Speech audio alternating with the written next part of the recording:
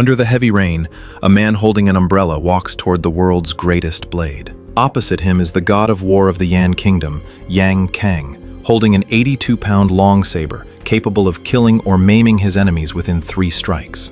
Yet, this man has no blade in his hand, only a black umbrella. Everyone thinks he has lost his mind. Because this is not a duel, it is a suicide mission. But no one knows that the person standing under the umbrella is not the real commander, Ziyu, but a shadow who has been imprisoned for 20 years. He is here today not to prove his loyalty, but to go home and see his mother, whose eyes have gone blind, but who is still waiting for the sound of his footsteps. An umbrella against a saber, a shadow against a god of war. The most heartbreaking part of this final showdown is Yang Cang thinks he is killing Ziyu, but the one pushed onto the stage of life and death is a man who doesn't even deserve his own name. The rain keeps falling. And this rain, in fact, had already begun to fall back in the Pei Kingdom's royal court. The king, Pei Liang, had just received a secret report that the commander, Ziyu, had gone to Jingzhou. What kind of place is Jingzhou? It is a vital stronghold of the Pei Kingdom, a piece of ancestral land that had been borrowed by the Yan Kingdom and remained unreturned for over 20 years. But Pei Liang does not want it back, or rather, he dares not want it. 等他一回来，即刻传他觐见。 Over the years, the Pei Kingdom has barely managed to maintain peace by sustaining an alliance with the Yan Kingdom, whose hands Jingzhou is in no longer matters. What matters is that his throne must not shake, and his ode to peace must not be shattered. 哥，宫里早就传开了，这一卦也是大吉大利。 Yet, Ziyu went anyway. Even worse, he didn't go to offer pleasantries or birthday wishes, but to find the Yan Kingdom's garrison commander, Yang Cang, and demand the return of Jingzhou city. 他肯还吗？不肯。 Yang Cang, of course, refused. 臣与杨仓约定，不日在靖州城下单独决战，一决高下。 When this news reached the Pei Kingdom, the color drained from Pei Liang's face. Once the commanders of 2 nations take up arms against each other, it is tantamount to a declaration of war. Pei Liang pounded the table and questioned Ziyu. 我问你，你有没有把握胜过杨仓手里的刀？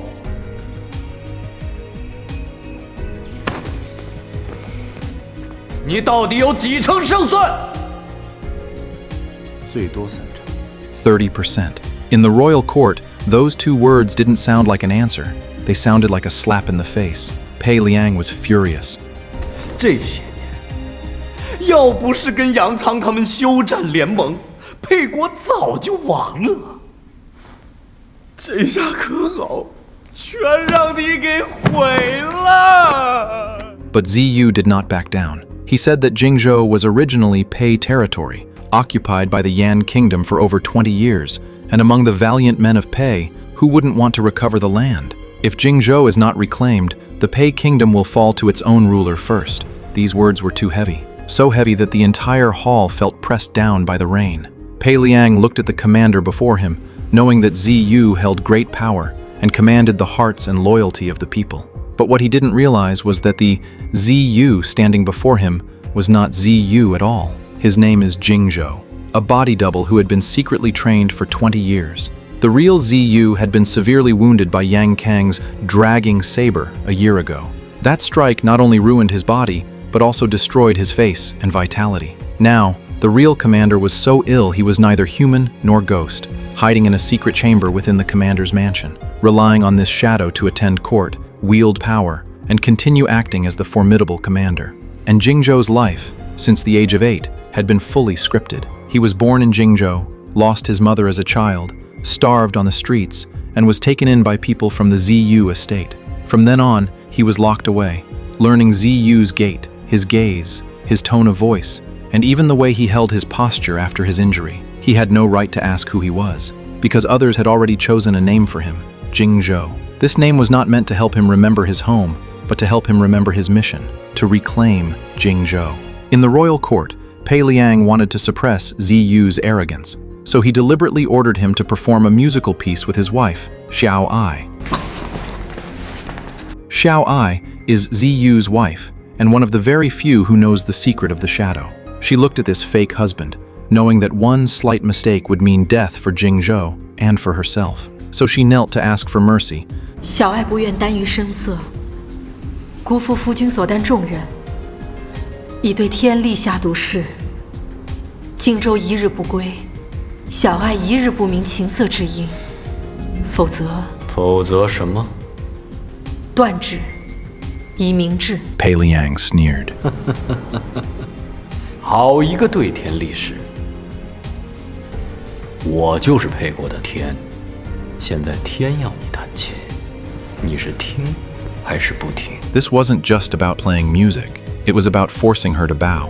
Just as the situation was about to spiral out of control, Jingzhou drew his sword and cut off a lock of his hair, apologizing to the heavens on Xiao Ai's behalf. As the hair fell, everyone assumed this was the commander's deep affection for his wife. But only Xiao Ai knew that the shadow was using his own life to patch up a lie that could be exposed at any moment. Back in the secret chamber, the real Ziyu did not show even a hint of softness because Jingzhou had escaped disaster. He reminded Jingzhou that the music must still be practiced and the wounds must be replenished because Pei Liang had grown suspicious. Ziyu had old wounds, so Jingzhou must have them too. Thus, Ziyu personally inflicted new wounds on Jingzhou and applied an ointment that would make the wounds fester, so they would look just like his own. Jingzhou trembled with pain, but could only endure it. Even more ruthlessly, Ziyu told him he had found his mother. She was still alive, living in Jingzhou City. Her eyes were failing, she was homeless, and Ziyu had redeemed their old house and settled her there. 所以这场仗关乎于你。 收复荆州，你们就可以判决了。 These words were like a hook, sinking deep into Jingzhou. He wanted to go home. He wanted to see his mother. He wanted the woman who could no longer see to hear the footsteps of her son once more. But he also understood that Ziyu finding his mother at this exact moment was nothing more than a way to ensure his absolute obedience in fighting this battle. 我从小被秘密囚禁，你们这些高贵的人。 知道我最怕什么吗？是黑暗，没有人，没有光，没有声音。我一个人在黑暗里，我到处摸，到处摸。我摸遍了墙上每一条缝，为了不让我自己发疯，为了证明我自己还活着。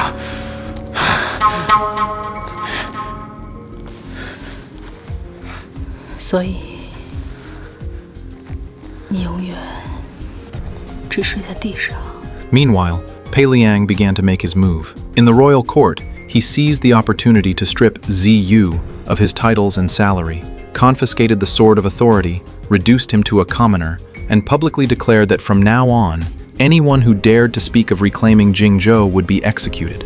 This is Pei Liang's peace. If you can't win, don't fight. If you've lost a city, don't mention it. If you've been humiliated, pretend it never happened.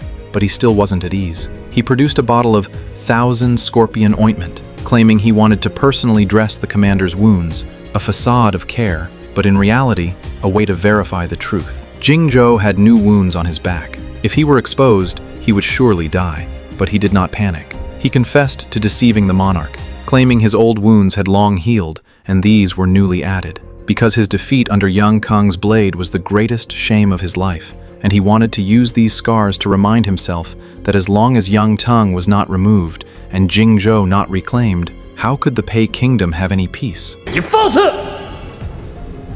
竟敢公然抗命！子瑜已是一介草民，他日我自去晋州与杨仓决战，与主公有何干系吗？ With these words, he turned a deception into loyalty and fake scars into heroic spirit. Pei Liang was unable to expose him on the spot.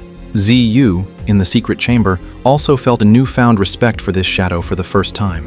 Jingzhou was becoming more and more like him. There were even moments when even Xiao Ai didn't know how to face him, but the chess game continued. To show the Yan kingdom that he had no intention of going to war, Pei Liang decided to marry his sister, Qing Ping, to Yang Cang's son, Yang Ping. Qing Ping was a princess with a fiery temper and had no desire to be a bargaining chip for peace. Even more insulting, when Liu Yan returned from Jingzhou, he brought news. 燕国大王嘉奖杨仓父子守城有功，已经将女儿许配给了杨平。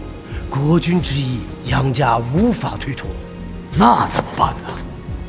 倒是那杨平有一主意。赶紧说。杨平提出，愿拿长公主为妾，两全其美。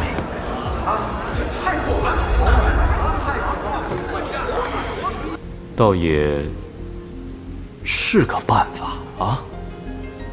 杨平特意呈上，贴身匕首，愿做联姻之信物。主公要是不反对，这门婚事就定了。Qing Ping was furious enough to kill. Tianzhan could not help but stand up, requesting 30,000 soldiers to wash Jingzhou in blood and tear Yang Cang and his son to pieces. But this was exactly what Pei Liang feared most, reclaiming Jingzhou. These 4 words were like a blade pressed against his throne. He publicly ordered the arrest of Tianzhan and demoted him to a commoner. He picked up his bow and arrow and wounded him. Watching this brother who only knew how to seek peace, Qing Ping felt completely heartbroken. She accepted the personal dagger Yang Ping had sent as a betrothal gift, appearing to accept the marriage, but she had already turned this dagger into her own answer. On the other side, Yang Cang and his son were also calculating. Yang Cang guarded Jingzhou with a saber technique unrivaled in the world.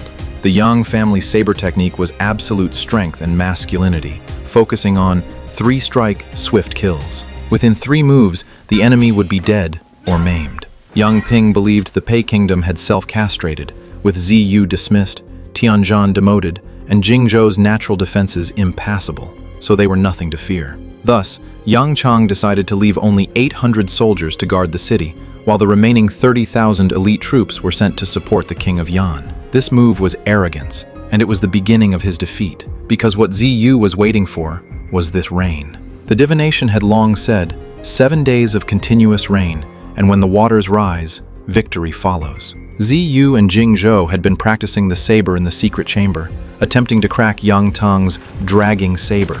But Yang Cang's saber was too ruthless, absolute strength and masculinity. Jingzhou could not block it with conventional methods. 1 move too slow, 2 moves in chaos, and the 3rd move meant death. The person who truly changed the situation was Xiao Ai. She watched them practice for a long time and suddenly proposed a method. 看了你们多次，我也略悟出一二。佩伞胜在阴柔绵长，专在雨天使用，实为水器。水为阴，阳苍骄横，刀法刚烈，为火，火为阳，阴阳相克，水长火必消。所以，以女人的身形入佩伞，如何？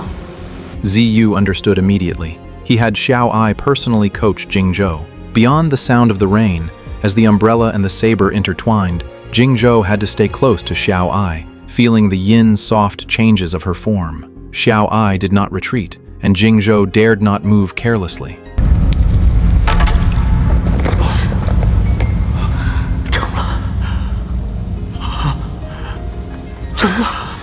At this moment, the true battle strategy was born, the Pei umbrella, using a woman's form to break the world's most powerful blade. Ziyu was so excited he nearly lost his composure. He finally saw a chance for victory, and finally decided to initiate the final plan. He ordered Jingzhou to give a flute to Tianzhan, and have him meet 100 death row prisoners behind the bamboo forest. These prisoners were sinister and elusive, taking pleasure in slaughter. He then summoned Tianzhan and told him the origin of the shadow. It turned out that when Ziyu was 8, his father had been beheaded by assassins in the royal court. His uncle, fearing he would meet the same end, searched the world and found a young boy who looked exactly like him, Jingzhou, and trained him in secret, solely to protect him in the treacherous royal court. Later, when Ziyu was severely wounded by Yang Cang and his appearance withered, he had no choice but to officially activate the shadow. After hearing this, Tianzhan urged him to simply replace Pei Liang and declare himself king. Ziyu rebuked him for his insolence on the surface, but his ambition had long been hidden. He said, reclaiming Jingzhou required 3 people. 1 is the shadow, 1 is the ruler, and the last is Tianzhan. 我在这斗士之间运筹帷幄，看你们分别行事，替我收复疆土，岂不快哉？收复之后呢？我为王，你是都督。 Tianzhan had to master the Pei umbrella, lead this group of men, and, as the river waters rose, infiltrate Jingzhou through the drainage tunnels. Above ground, it is the duel between Jingzhou and Yang Cang. Below ground, it is the surprise attack by Tianzhan and the death row prisoners. A gentleman's agreement on the surface, but a killing trap behind it. The night before the decisive battle, Jingzhou and Xiao Ai sat together. He knew he was just a decoy. No one cared if the decoy lived or died, but Xiao Ai said she cared. Jingzhou finally said the words he had hidden for so long. 小时候，是因为我被他们强迫。大了之后，等我遇到了你，我就有一个念头：只要你想做的事情，我都愿意为你而做。 This night was Jingzhou's last night at the commander's mansion. Xiao Ai gave him no promises, nor any empty, fake comforts. She simply looked at this man about to meet his death as if looking at a real human being.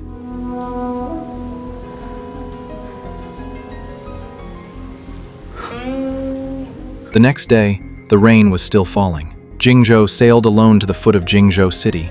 A Taiji symbol was painted on his boat, like a grand omen, yin and yang reversed, the true and the false intertwined. Yang Ping felt something was wrong and warned his father to be wary of a trap. But Yang Cang was too proud. He said he had a gentleman's agreement with Ziyu, and if the other party came alone, would it not be a laughingstock for him to lead troops out to meet him? So, Yang Cang took his saber and left the city.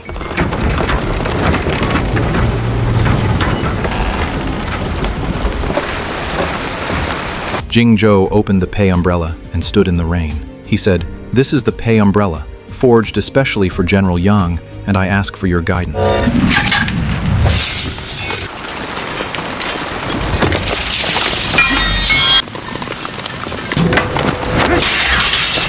In the first round, Yang Cang's saber swung down with the force of a mountain.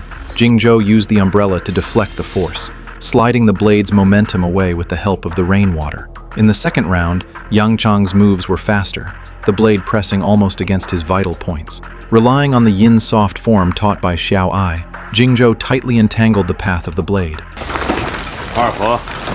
The third round was the dragging saber that had severely wounded Ziyu years ago.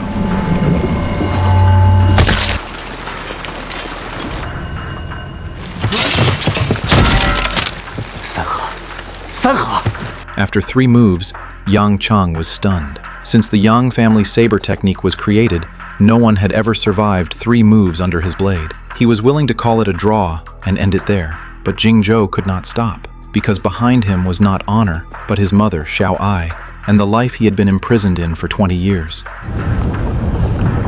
Tianzhan led 100 death row prisoners, infiltrating Jingzhou through the drainage tunnels flooded by the rain. But he did not expect that someone else would come as well, Qing Ping.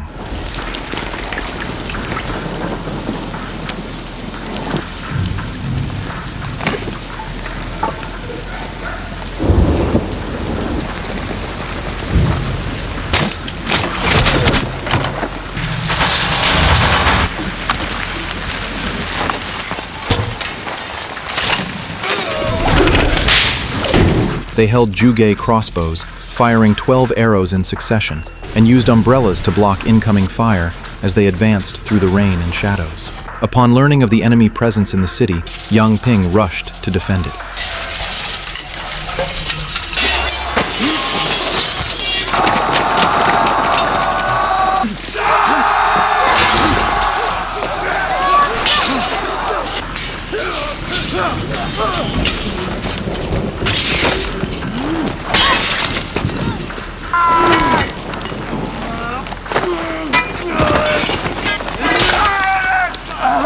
Qing Ping charged toward Yang Ping.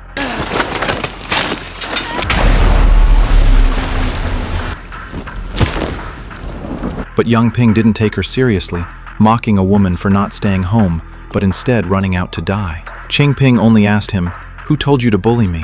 Yang Ping hadn't even reacted. She had already stabbed the dagger into him. That blade did not just kill Yang Ping. It killed the humiliation of the Pei Kingdom's appeasement. The news that the city had fallen reached the battlefield. Hearing, Jingzhou has fallen, Yang Cang's heart faltered for a moment. In a duel between masters, a single moment of chaos is enough.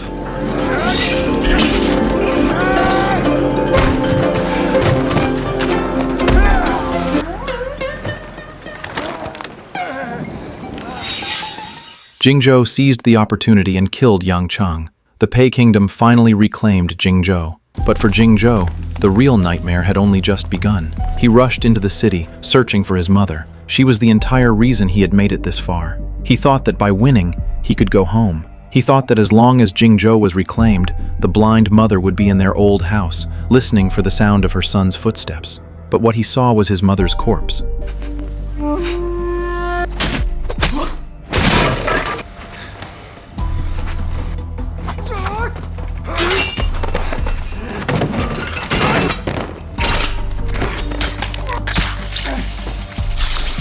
An assassin stood there, saying he acted under the Lord's orders and could not look at his face. 主公让我问你，想不想回去？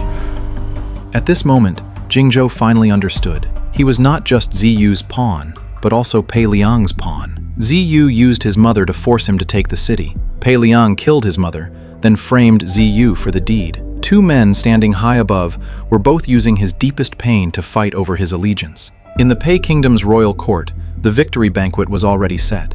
Pei Liang was as happy as if he had truly conquered the world. He said that today, as ministers and monarch gathered to celebrate the restoration of Jingzhou's soil, the first cup of wine belonged to none other than the commander. He was not waiting for Ziyu. He was waiting for the shadow he could control. When Jingzhou returned to the hall as the commander, Pei Liang dismissed everyone, leaving only Lu Yan, Jingzhou, and Xiao Ai. He first personally killed Lu Yan. It turned out Lu Yan had long been bought off by Yang Cang. Pei Liang had known all along, but pretended not to, using his secret reports to drive the situation. Now that Jingzhou was reclaimed, Lu Yan was no longer of use. Pei Liang finally revealed his true face. He was not just a mediocre ruler who only knew how to seek peace. He could also wait, deceive, and kill. He said to Jingzhou and Xiao Ai, "There are no outsiders here. Let us speak plainly. Fake husband and wife are not as good as real ones." He wanted to fulfill Jingzhou and Xiao Ai, and also to ensure the real Ziyu would go down in history. From the moment they walked out of the hall, there would only be one Ziyu in the world, an obedient Ziyu. An obedient shadow is much more useful than an unmanageable original. On the other side, Pei Liang had sent assassins to ambush Ziyu.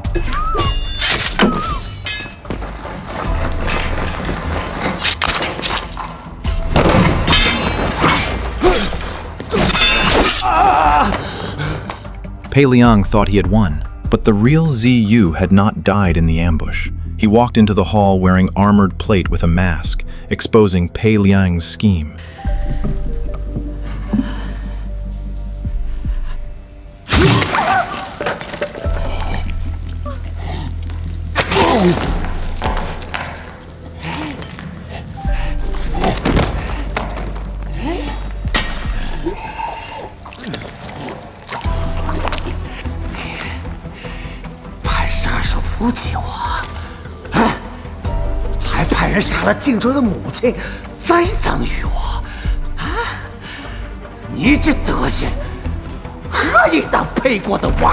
At this point, the three finally laid their cards on the table. One was a ruler wanting to hold on to his throne. One was the original body wanting to seize the throne. One was a shadow used from beginning to end.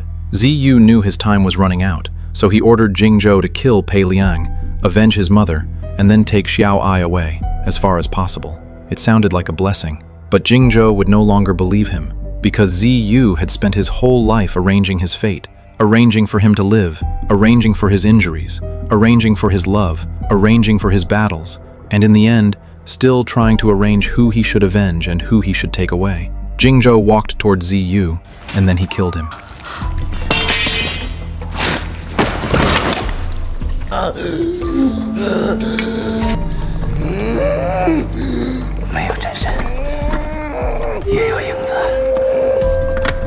These words were his first true act of rebellion in 20 years. The original was dead, the shadow remained. Pei Liang panicked. He thought Jingzhou would save him, follow the path he had designed, and become an obedient commander. But Jingzhou was no longer anyone's tool. He turned and stabbed Pei Liang. The heaven of the Pei Kingdom collapsed in his own hall. Xiao Ai, behind the door, saw everything. She saw Jingzhou kill the real Ziyu and also kill Pei Liang. She saw this man who once slept on the ground, feared the darkness, and didn't even have a name of his own, finally drag everyone who had manipulated him into the darkness. Jingzhou wiped the blood from his face and stood in the hall, his voice terrifyingly calm. He said, "The Lord was assassinated and has tragically passed away. The assassin and rebels have been killed on the spot by this commander." From this moment on, the truth did not matter. What mattered was who was still alive. Did the rain stop? The movie gave no answer, because this rain never just fell on Jingzhou City, it also fell in the hearts of every single person. Pei Liang kept speaking of peace, but his peace required the sacrifice of his sister's dignity, the blood of his ministers, and the territory of his people.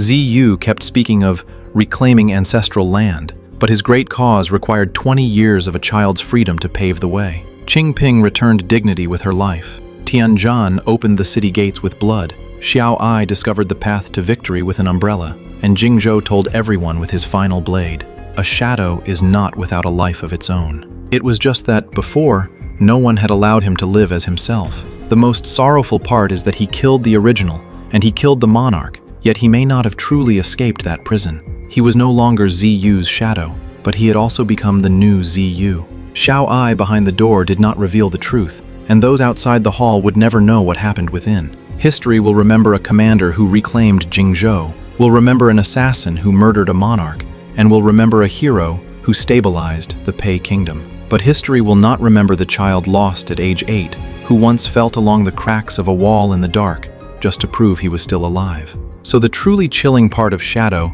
is not the rain, not the blades, nor the murderous intent in the inkwash style. It is the moment when a man who has had his name stripped away for too long finally seizes back his fate, only to realize he no longer knows how to be a free person.